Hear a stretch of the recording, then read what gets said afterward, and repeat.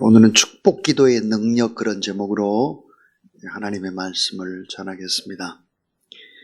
제20대 대통령 후보 기호 6번 국가혁명당 대통령 선거 후보 허경영 후보는 허경영 TV에서 이런 축복 기도를 하고 있습니다. 집과 자동차와 핸드폰과 모든 집기와 그리고 본인의 모든 몸과 영혼까지 축복이 영원토록 들어갈지어다. 허경영 국가혁명당 대선 후보가 한 남성에 행한 축복의 메시지의 일부입니다. 허 후보는 이런 축복의식과 강연으로 지난 1년 동안 재산이 72억 원에서 264억 원으로 늘었다고 선거관리위원회에 선고를 하고 있습니다.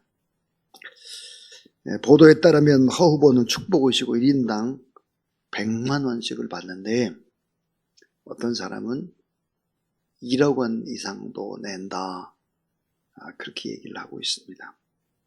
하루 평균 허 후보로부터 축복을 받기 위해서 40에서 50명이 찾아온다 그래요. 축복 매매 세태에 대해서 안타까움, 기독교 윤리실천운동 공동회장인 조주기 성암교회 목사님이 이런 얘기를 합니다. 우리 사회의 불안함을 나타내는 반증이다. 앞날이 불투명하고 현재 삶의 조건이 어려워지니까 움켜쥔 자는 지키고 싶고 별로 가진 것이 없는 자는 어떻게 하든지 현 국면을 탐출하고 싶은 욕망이 투영되는 것이다. 이렇게 분석을 내놓고 있습니다. 집과 자동차와 핸드폰과 모든 집기와 그리고 본인의 모든 몸과 영혼까지 축복이 영원토록 들어갈지어다. 이게 얼마나 허무맹랑한 것입니까? 오늘 저는 축복 기도의 능력, 축복 기도의 비밀, 그런 제목으로 하나님의 말씀을 증거하려고 합니다.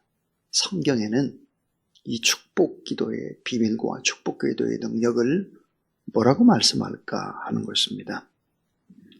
자, 기도의 분량, 특별히 축복 기도의 분량, 이 중보 기도의 분량이라고 하는 것은 영적인 권위와 힘이 있을 뿐만 아니라 저축이 되는데 결국은 축복에 있어서 가장 중요한 것은 축복하는 자의 권위가 있느냐 없느냐 하는 것입니다. 그가 하나님의 자녀인가 자녀가 아닌가라고 하는 확신입니다. 하나님의 자녀가 축복을 해야 그 축복이 진정한 축복이 될 수 있다 하는 것이죠.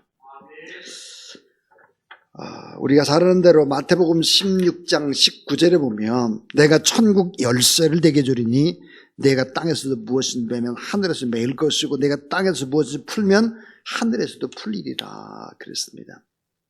자, 축복의 힘, 축복의 언어, 축복의 기도, 특별히 연세가 많은 어르신들이라든지 또 권위를 가지고 있는 사람이 축복 기도할 때 그 기도의 위력이라는 것은 엄청나다 하는 것이죠. 그 축복 기도는 뭘까요? 예언의 수준이다, 이렇게 말할 수 있습니다. 자, 오늘 본문 우리가 잘 아는 것입니다. 이삭의 두 아들 야곱과 에사에 관한 이야기인데, 야곱이 아버지 이삭을 속이고 축복권을 가로챕니다. 야곱은 장자인 에사가 받아야 될 축복을 뺐죠. 축복받을 자격이 없어 보입니다. 그러나 야곱에게 내린 축복은 유효하다. 여기서 우리는 배우는 놀라운 축복의 원리가 있습니다. 그 원리들을 알고 오늘 이 시간 뜨겁게 기도하기를 원합니다. 그 첫 번째입니다. 첫 번째는, 자, 축복은 복을 비는 사람이 중요하다는 것입니다. 그 사람이 하나님의 자녀의 권세를 가지고 있느냐, 이것이 너무 중요하다는 거예요. 축복은 복을 받는 사람의 상태에 근거하지를 않는다는 거예요.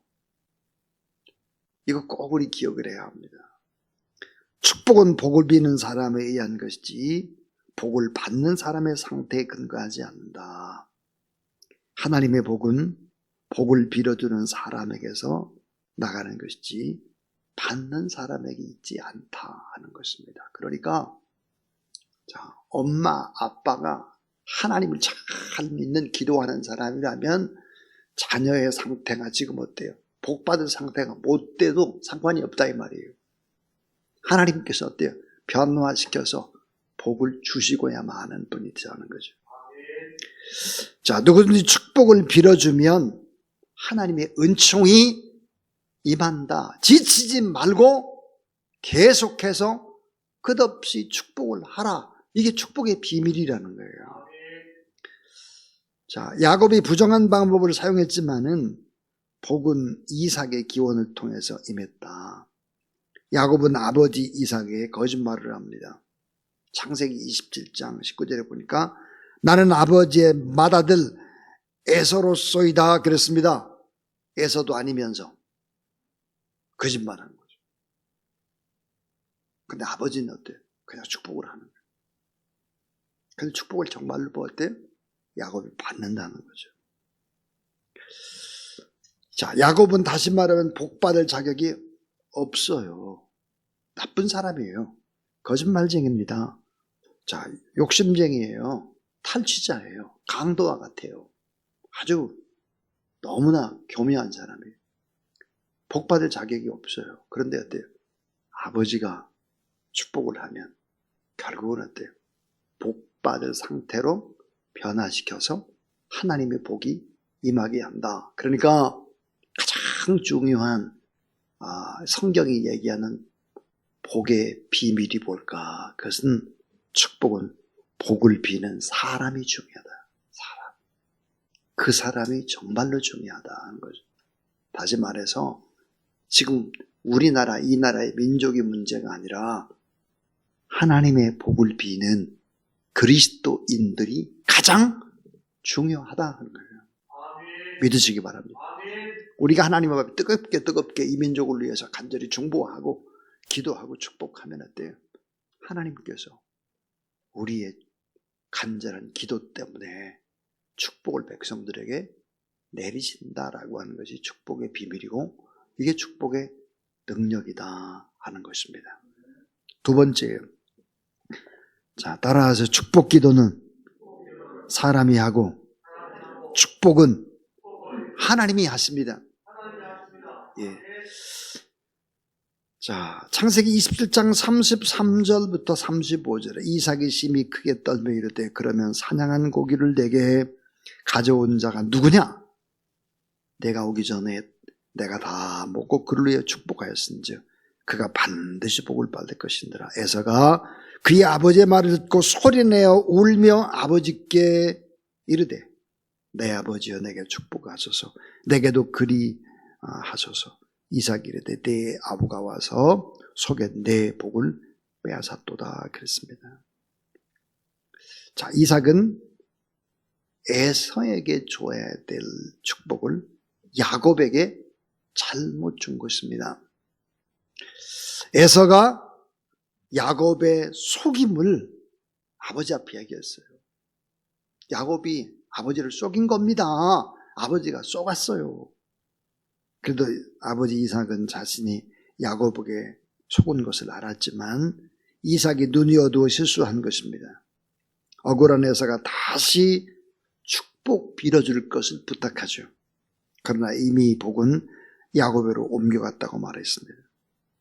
자, 축복은 사람이 빌지만 따라하세요. 역사는 하나님이 하신다. 자, 축복 기도는 하나님을 믿고 구하는 기도다. 여기서 우리는 중요한 진리를 배웁니다. 그것은 뭘까? 하나님의 복을 받지 못한 사람은 불행하다 하는 것입니다. 아버지의 축복을 받지 못한 사람은 불행하다.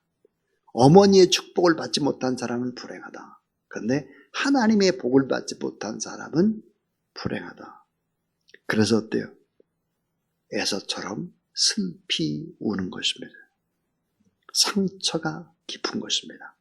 분노하고 결국은 어때요? 모의 살인을 하고 저주하고 싸움을 준비하고 동생을 죽이려고 열등감 때문에 분노하고 원망하는 것이다. 그러니까 다시 말하면 하나님의 복을 받지 못하면 절대로 행복할 수가 없고, 하나님의 복을 받지 못하면 불행할 수밖에 없다 하는 것이 성경의 축복관입니다.